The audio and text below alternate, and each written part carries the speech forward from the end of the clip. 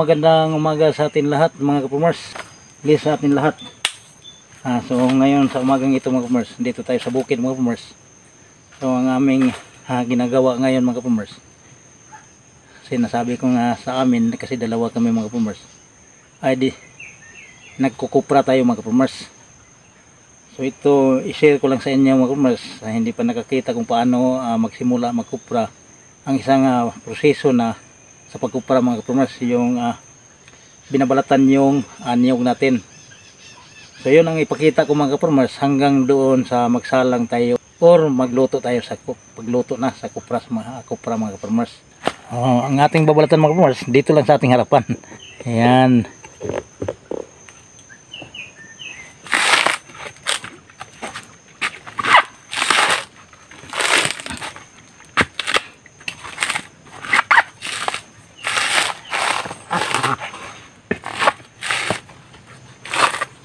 Share ko lang kung anong ginagawa ko mga kapumers. Nakikita nyo na isang tambak lang na nanyog nandito, ilan-ilan lang. Kasi ang paglilinis namin mga kapumers ay bawat puno kung saan nahulog yung niyog, doon lang namin nalinisan. Bawat puno pinuntahan namin, doon nakatambak yung mga niyog natin. So yun ang isang idea na ginagawa namin mga kapumers. So sa iba naman, iba yung balat ng niyog, kasi isang tambak yung sa kanila mga kapumers, hinahakot-hakot nila sa isang lugar na kung saan doon pagbalatan ang niyog. So dito naman sa amin kasi bukid, by puno ang pagbalat. So, yun ang naisip naming paraan dito sa amin para ang pagtambak nito mga kapumers doon na sa ating hornahan o lutuan. Daming lamok mga kapumers. Yun ang kalaban natin, number 1 kalaban natin dito sa bukid, yung lamok. Mula nung binagyo tayo ng udit mga kapumers, 3 taon bago tayo nakapag-harvest sa ating niyog mga kapumers. Bless pa rin tayo mga kapumers. Salamat pa rin tayo sa ating God na matagal-tagal na wala tayong kalamidad mga kapumers. Ipakita ko yung binalatan ng baboy. Hindi siya kasi matigas pa, hindi na tinuloy. 2 piraso ito mga kapumers. Ito isa, yan o, yan baboy mga kapumers. Hindi karaniwang baboy mga kapumers. Baboy damo mga kapumers. Yun ang kumakain sa ating niyog dito. Tumaba na yung mga baboy damo dito mga kapumers. Mayroong mga tagahuli ng baboy mga kapumers, hindi na tayo sumali doon. Maghunt ng baboy damo. Nandun tayo lagi sa laot mga kapumers. Dagat na tayo, hindi nyo na nakikita. Minsan lang kayo nakikita ng aking vlog na dito sa bukid. Doon naman sa laot, minsan lang tayo mag-upload. Yung mga huli ko at yung mga gamit ko para lang doon sa mga maliliit na mga isda mga kapumers. Wala tayong pangmalakihan na isda, yung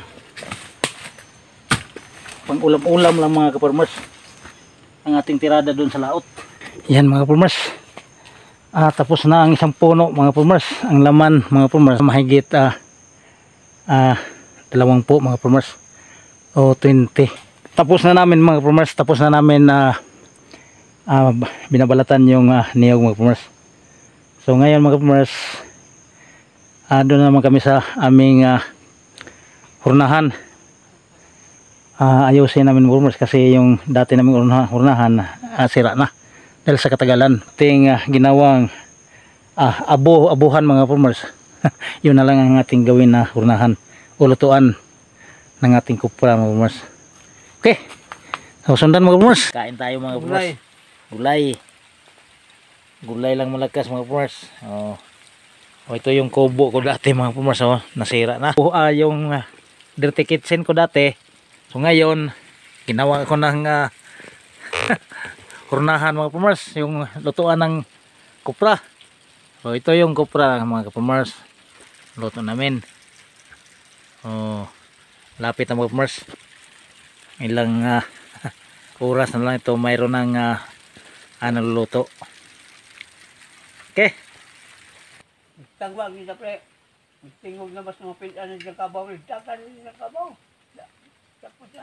So ito na yung kopra namin mga kapamars. Luto na. Ready to market na mga kapamars. So dadalhin na namin ito mga kapamars. Hawal muna kami hanggang doon sa Makaya sa habal-habal mga kapamars. Niluto yung aming kopra mga kapamars. So yan, lalim ang apoy. Yan, hawal na tayo mga kapamars. So nakabiyahe na kami ng isang beses mga kapamars. Dalawa kami. 3 balik pa namin mga kapamars. Medyo malayo yung pinaghakutan namin mga kapamars. Doon, tambak namin doon mga kapamars. Tapos pag maubos na tong dito mga kapamars, doon naman hakutin na naman doon, malapit na doon sa pagkuhaan ng habal-habal mga kapamars, yung motor na kumukuha sa ating mga produkto mga kapamars. Mula doon mga kapamars, 2 hawlanan, putol-putol, bali yung hanggang Makaya mo lang mga kapamars. Mula dito hanggang Makaya mo doon ilagay muna. Tapos pag makarelax na naman, mula doon sa pinaglagyan namin, dalhin naman doon sa anuhan ng habal-habal mga kapamars. Kahit hindi puno yung sako mga kapamars, bigat na.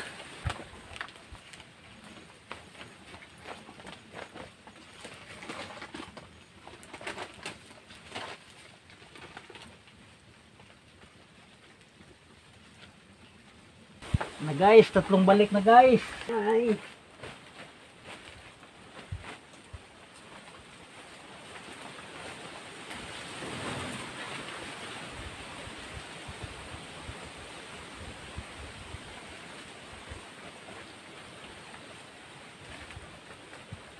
Tatlong balik na. Dito na to sa pagdalhan ng pagkargahan ng habal-habal mga kapamars.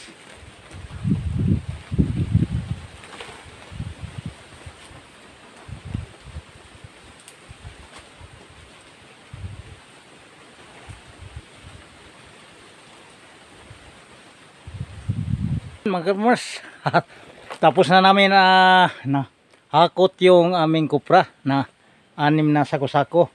So ang resulta tatlong sako lang mga kapamars, 2 hitik at isang medyo maluwang mga kapamars ang tali.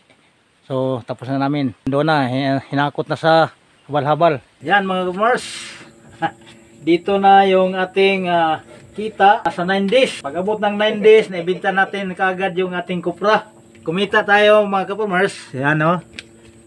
11,990. Yan ang ating kita mga kapamars. So ngayon mga kapamars, yung ating 11,990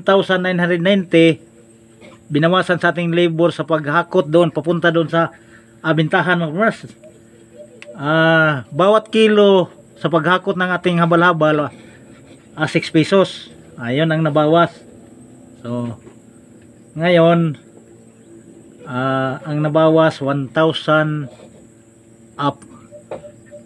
mga farmers. Karyada. Tawag sa amin mga farmers, karyada. Ayun. So malinis namin ay 10,000 mahigit 10,500 plus yung aming paghati-hatian sa kasama kung matanda rin. So yun mga kapamars, medyo nahimura lang kami kasi yung aming kopra, ang presyo dito mga kapamars, bawat kilo ay 70 pesos per kilo mga kapamars. So yan, medyo himural kami.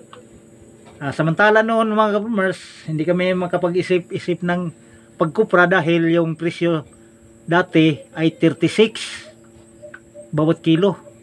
So napanghinaan kami ng loob mga kapamars. Bawasan sa karyada ng labor papunta doon sa baba, papunta doon sa bintahan, wala na mga kapamars. So yun mga kapamars, ito na, ito yung kinikita namin. Ito Diba? Medyo mayroon kaming paghati-hatian, tag 5,000, mahigit 5,000 sa 9 days. Palagay ko mga farmers, hindi kami nag 1,000 bawat araw.